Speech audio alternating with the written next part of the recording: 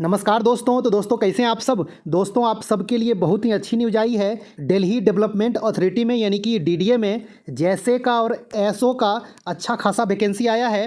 तो यदि आप लोग इंटरेस्टेड हैं, 12th पास हैं, यदि आप ग्रेजुएट हैं तो आप इसका अप्लाई कर सकते हैं। तो इसके बारे में जो भी इंपॉर्टेंट पॉइंट्स हैं आपको बता दे रहे हैं। आप लोग यदि इंटरेस्टेड हैं तो इस वीडियो को लास्ट तक देखें और इसके अलावा भी आपके मन में यदि कोई डाउट होगा तो आप कमेंट्स करके बताइएगा और इसके रिगार्डिंग जो भी जानकारी होगी आगे आपको देते रहेंगे। ओके दोस्तों, सबसे पहले आप लोग ये जान लीजिए कि ये अप्लाई स्टार्ट कब से होगा। तो ये 3 जून से अप्लाई स्टार्ट हो जाएगा और इसका जो लास्ट डेट है अप्लाई करने का वो 2 जुलाई है। ओके, और इसका जो एग्ज़ाम हो सकता है, टेंटेटिव जो शेड्यूल दिया हुआ है, 1 अगस्त से लेकर 30 सितंबर के बीच हो सकता है। ओके, तो इसके रिगार्डिंग पोस्ट वाइज इन्फॉर्मेशन बाद में निकाली जाएगी कि इस पोस्ट का इस दिन एग्जाम होगा। ओके, और ये जो डेट दिया हुआ है ये स्टेज 1 का है और स्टेज 2 जो होगा उसका बाद में जारी किया जाएगा। आप लोग जैसा कि देख रहे हैं एसएससी सीजीएल में, सीएचएसएल में स्टेज 1 हो रहा है, स्टेज 2 हो रहा है, उसी तरह आपका ये भी एग्ज़ाम है। और यदि आप लोग एसएससी का प्रिपरेशन कर रहे हैं तो आपके लिए ज़बरदस्त चांस आया है।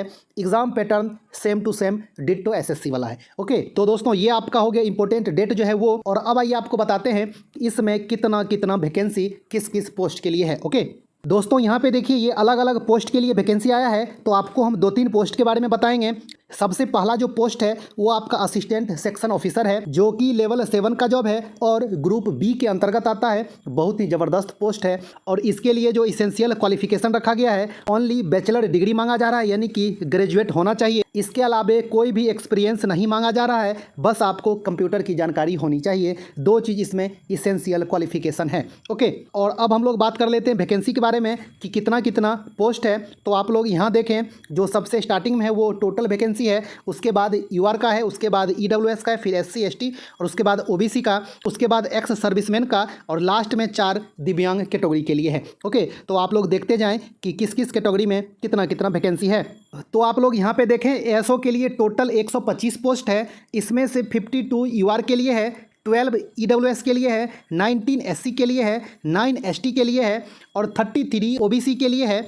और उसके बाद एक्स सर्विसमैन के लिए कोई वैकेंसी नहीं है। और इसके अलावा दिव्यांग कैटेगरी के लिए टोटल 5 वैकेंसी है। ओके, तो ये आपका हो गया एसओ का कैटेगरी वाइज वैकेंसी। और जहाँ तक इसमें एज लिमिट का बात है तो इसमें मैक्सिमम 30 ईयर्स रखा गया है। यदि आप एससी एसटी कैटेगरी से आते हैं तो आपको 5 साल का छूट मिलेगा। यदि आप ओबीसी कैटेगरी से आते हैं तो आपको 3 साल का छूट मिलेगा। ओके, तो आप देख लें आपका एज कितना है, आप एलिजिबल हो रहे हैं या नहीं। दोस्तों अब आइए आपको बताते हैं जैसे के बारे में, यानी कि जूनियर सेक्रेटेरिएट असिस्टेंट के बारे में। और इसके अलावा भी 1-2 पोस्ट ऐसा है जो आप अप्लाई कर सकते हैं, जैसे कि तहसीलदार का पोस्ट है, आप इसके लिए भी अप्लाई कर सकते हैं। इसके लिए भी ओनली बैचलर डिग्री ही मांगा जा रहा है, जो कि 50% कम से कम होना चाहिए। और इसके अलावा ये जो है ये आपका इसेंशियल क्वालिफिकेशन नहीं है। यदि आपके पास ये नहीं भी है तब भी आप अप्लाई कर सकते हैं। ओके, तो यदि आप चाहें तो तहसीलदार के लिए भी अप्लाई कर सकते हैं। इसमें टोटल 4 पोस्ट है। ओके, और ये जो है लेवल 6 का पोस्ट है, बहुत ही अच्छा है, ग्रुप बी के अंतर्गत आता है। और इसके अलावा आप लोग यदि चाहते हैं तो पटवारी के लिए भी आप लोग अप्लाई कर सकते हैं। पटवारी के लिए भी ओनली ग्रेजुएट होना चाहिए और इसके अलावा कुछ भी इसेंशियल नहीं मांगा जा रहा है। आपके पास यदि इसमें से कोई क्वालिफिकेशन नहीं है तब भी आप अप्लाई कर पाएंगे। ओके, पटवारी जो है वो लेवल 3 का जॉब है और ये ग्रुप सी के अंतर्गत आता है। इसमें जो टोटल पोस्ट है वो 40 पोस्ट है। यदि आप लोग चाहते हैं तो इसका अप्लाई कर सकते हैं। आप 1 से ज़्यादा पोस्ट के लिए भी अप्लाई कर पाएंगे, इसमें कोई भी दिक्कत वाली बात नहीं है। आपको पेमेंट अलग अलग करना पड़ेगा। ओके, तो दोस्तों आप लोग देख लें, जैसे का जो टोटल वैकेंसी है वो 194 वैकेंसी है। उसमें से यूआर के लिए 114 वैकेंसी है, ईडब्ल्यूएस के लिए 28 है, एससी के लिए 30 है, एसटी के लिए 6 वैकेंसी है, ओबीसी के लिए 16 है, एक्स सर्विसमैन के लिए 19 वैकेंसी है और इसके अलावा दिव्यांग कैटेगरी के लिए टोटल 9 वैकेंसी है। तो ये आपका टोटल वैकेंसी का चार्ट है। यदि जो दोस्त लोग ओबीसी एससी एसटी के अंतर्गत आते हैं और आप यदि एज रिलैक्सेशन नहीं लेते हैं तो आपके लिए ये यूआर वाला भी सीट आपके पास है, आप इसमें भी फाइट कर सकते हैं। लेकिन यदि आप एज रिलैक्सेशन यदि ले लेते हैं तो फिर आप इस वैकेंसी पे फाइट नहीं कर पाएंगे। ओके, आपके कैटेगरी में जो वैकेंसी है उसी पे आप सिर्फ फाइट कर पाएंगे। तो आप लोग देख लें कि आपका एज कितना हो रहा है। ओके, और अब देख लें कि इसमें इसेंशियल क्वालिफिकेशन क्या मांगा जा रहा है। तो ओनली 12th पास होना चाहिए और आपको टाइपिंग आना चाहिए। या तो इंग्लिश में 35 का या फिर हिंदी में 30 का स्पीड होना चाहिए, आपको टाइपिंग आनी चाहिए। यही इसमें इसेंशियल क्वालिफिकेशन मांगा जा रहा है। ओके, जहाँ तक इसमें एज लिमिट का बात है तो 18 से 27 साल तक इसमें एज लिमिट रखा गया है। आप यदि ओबीसी से होंगे तो आपको 3 साल का छूट मिलेगा, आप यदि SC ST से होंगे तो आपको 5 साल का छूट मिलेगा। और ये जैसे का पोस्ट लेवल 2 का पोस्ट होता है, जैसा कि आप लोग जानते हैं। LDC का ही अब नाम बदल कर जैसे कर दिया गया है, जूनियर सेक्रेटेरिएट असिस्टेंट कर दिया गया है। अधिकतर डिपार्टमेंट में LDC का नाम अब जैसे हो गया है या फिर JAA हो गया है, जूनियर एडमिनिस्ट्रेटिव असिस्टेंट। ओके, हाँ, दोनों एक ही पोस्ट है। जो दोस्त लोग ग्रेजुएट हैं, आप SO का और जैसे का दोनों पोस्ट के लिए आप अप्लाई करें। और इसके अलावा आप यदि चाहते हैं तो पटवारी का भी अप्लाई कर सकते हैं और आप तहसीलदार का भी अप्लाई कर सकते हैं। ओके, अब ये आपके ऊपर है कि आप किस किस पोस्ट के लिए अप्लाई करना चाहते हैं, लेकिन आपको हम ये सजेशन देंगे कि आप SO और जैसे का जरूर से ज़रूर अप्लाई करें, आप यदि SSC का प्रिपरेशन कर रहे हैं तो, क्योंकि इसका एग्ज़ाम पैटर्न जो है वो पूरा का पूरा SSC वाला डिट्टो है। ओके, तो दोस्तों ये इसमें वैकेंसी के बारे में रहा। और अब आइए आपको बता देते हैं कि इसमें एग्ज़ाम फ़ी कितना लग रहा है।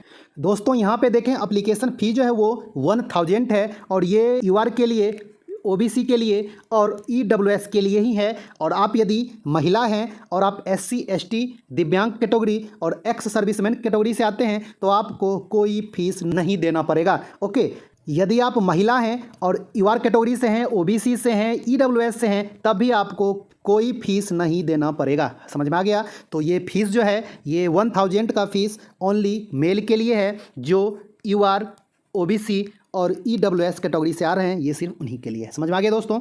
और अब आइए आपको बताते हैं कि इसमें कट ऑफ डेट जो रखी गई है वो कट ऑफ डेट कब तक का रखा गया है। आपका एज काउंट जो होगा, आपका इसेंशियल क्वालिफिकेशन जो होना चाहिए, आपका डॉक्यूमेंट जो होना चाहिए वो कब तक का होना चाहिए। आइए आपको दिखाते हैं कि ये कट ऑफ डेट कब का रखा गया है। दोस्तों यहाँ पे देखें, आपका इसेंशियल क्वालिफिकेशन है, आपका एज है, सब कुछ जो होना चाहिए वो लास्ट डेट तक का होना चाहिए। यानी कि इसका अप्लाई का जो लास्ट डेट है वो 2 जुलाई 2023 है, तब तक का इसका कट ऑफ डेट रखा गया है। तो आप लोग देख लें, ऑल टू ऑल डॉक्यूमेंट भी आपका इसी डेट तक का होना चाहिए। ओके, और इसमें एक पॉइंट को क्लियर किया गया है OBC और EWS सर्टिफिकेट के बारे में। तो आइए आपको वो भी अच्छा से दिखा देते हैं कि ये कब का होना चाहिए, ये भी आपको दिखा देते हैं।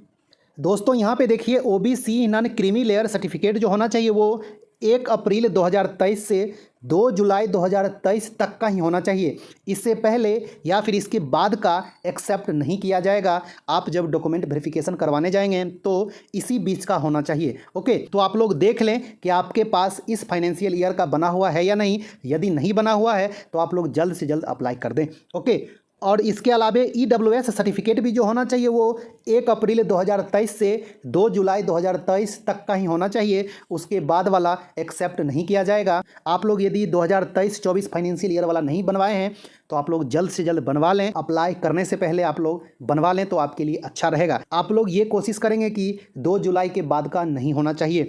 स्पष्ट डेट लिख दिया है तो आपके डॉक्यूमेंट में भी यही चेक करेगा। ओके, हाँ, और आप यदि रिजर्वेशन का बेनिफिट लेना चाहेंगे और आप इस डेट के 20 का नहीं दिखाएंगे तो फिर आपके लिए दिक्कत हो जाएगी, आपका सिलेक्शन रुक सकता है। ओके, और दोस्तों अब आइए आपको बता देते हैं SO और जैसे का एग्ज़ाम पैटर्न क्या है, इसका सिलेक्शन प्रोसेस क्या है। आइए आपको जल्दी से बता देते हैं।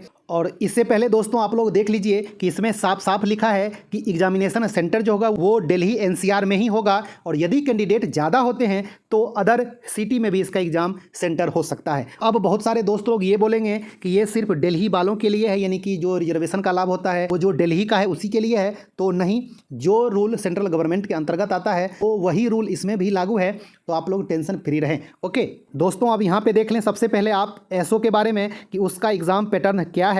तो दोस्तों SO का एग्ज़ाम पैटर्न वही है जो SSC CGL का है। यदि आप लोग SSC का एग्ज़ाम दे रहे हैं तो आपको सब कुछ पता होगा, इसमें कुछ भी अलग नहीं है। ओके, 100 क्वेश्चन आएगा स्टेज 1 में जो कि 1 घंटे का होगा और आपको सिर्फ इसमें क्वालिफाई करना है। इसका स्कोर मेरिट में नहीं जुड़ेगा। ओके, समझ में आ गया दोस्तों? इसमें वही reasoning, math, GK GS English 25-25 question आएगा। टोटल 50-50 नंबर का रहेगा, 100 क्वेश्चन रहेगा, 200 नंबर का रहेगा। यदि आप स्टेज 1 क्वालिफाई करते हैं तो फिर स्टेज 2 होगा। इसके बाद स्टेज 2 जो होगा वो CGL के तरह ही होगा, इसमें कुछ भी अलग नहीं है। आप लोग देख लें, इसी पैटर्न पे होगा। और यदि आप लोग चाहते हैं तो सिलेबस वाला वीडियो एक अलग से अच्छा से बता देंगे, समझा देंगे आपको। ओके, स्टेज 1 क्वालिफाइंग है, स्टेज 2 पर मेरिट बनेगा। इसके बाद आप लोग देख लें, जैसे का सेम टू सेम वही पैटर्न है जो CHSL का होता है। ओके, इसमें भी आपका स्टेज 1 होगा और फिर से स्टेज 2 होगा। आप यदि स्टेज 1 क्वालिफाई करते हैं तो स्टेज 2 आप देंगे और मेरिट जो बनेगा वो स्टेज 2 के स्कोर के आधार पे ही बनेगा। स्टेज 1 ओनली क्वालिफाइंग होगा। रीजनिंग, मैथ, जीके, इंग्लिश से 25-25 क्वेश्चन पूछा जाएगा, 50-50 नंबर का। और स्टेज 2 जो होगा उसी में आपका 10 मिनट का टाइपिंग भी हो जाएगा। टाइपिंग आपको सिर्फ क्वालिफाई करना है। और कंप्यूटर नॉलेज भी जो होगा, जो कंप्यूटर के क्वेश्चन भी पूछे जाएंगे, उसमें भी आपको सिर्फ क्वालिफाई करना होगा। इसका स्कोर मेरिट में नहीं ऐड किया जाएगा। अब बहुत सारे दोस्त लोग ये पूछेंगे कि इसमें निगेटिव मार्किंग है या नहीं, तो इसमें 1/3 निगेटिव मार्किंग है, साफ साफ लिखा गया है। ओके, तो आपको सब कुछ जानकारी देने का प्रयास किए हैं, जो भी इंपॉर्टेंट इन्फॉर्मेशन था आपको दे चुके हैं। यदि आप कुछ पूछना चाहते हैं तो कमेंट्स करें, रिप्लाई देने का कोशिश करेंगे। यदि आप लोग मेरे चैनल पे नए हैं तो चैनल को सब्सक्राइब कर लें। आपको जीके जीएस करंट अफेयर्स का एक प्रैक्टिस सेट और इसके अलावा हिंदी का, कंप्यूटर का एक ज़बरदस्त कंटेंट आपको मिलता रहेगा। तो दोस्तों, यदि आपको ये इन्फॉर्मेशन अच्छा लगा होगा तो वीडियो को लाइक कर दें। तो दोस्तों, मिलते हैं एक अच्छा खासा न्यू वीडियो लेके, तब तक के लिए धन्यवाद, नमस्कार।